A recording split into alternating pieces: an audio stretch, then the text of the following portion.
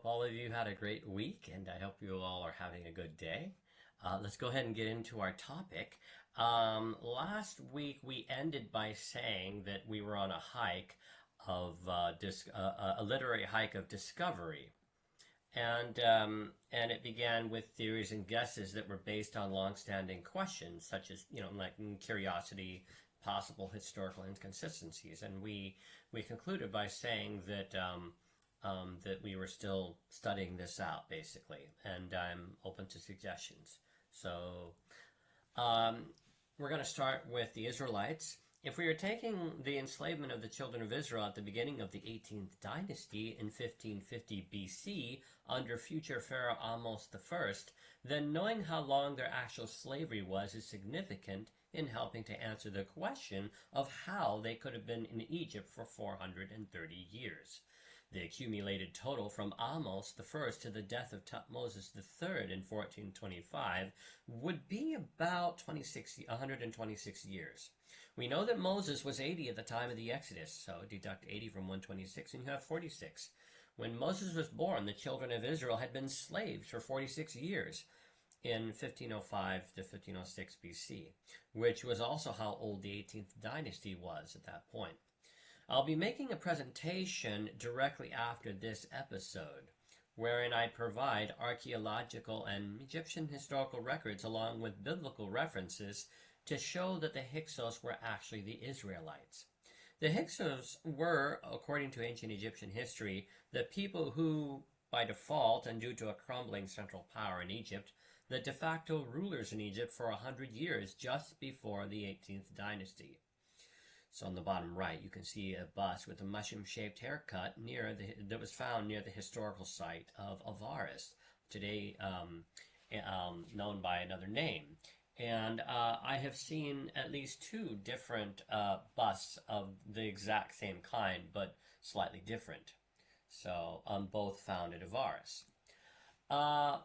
So my point will be that the Hyksos were the Israelites in the episode that's coming a little later.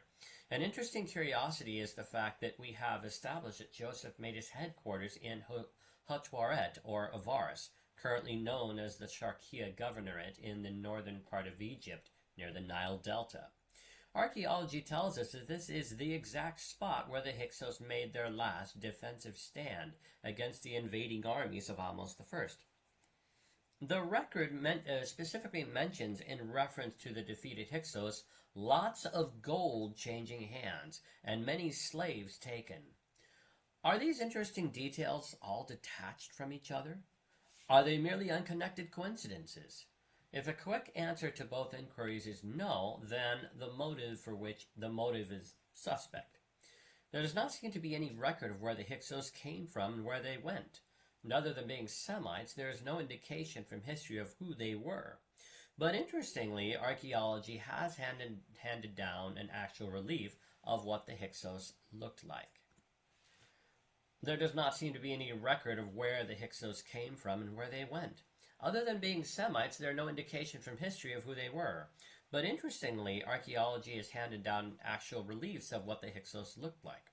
In the relief, which you can see here, which is a picture from a tomb carving painting, what you can see are some bearded people who are not of Egyptian extraction and who are surrounded by flocks and herds. Sounds familiar, right?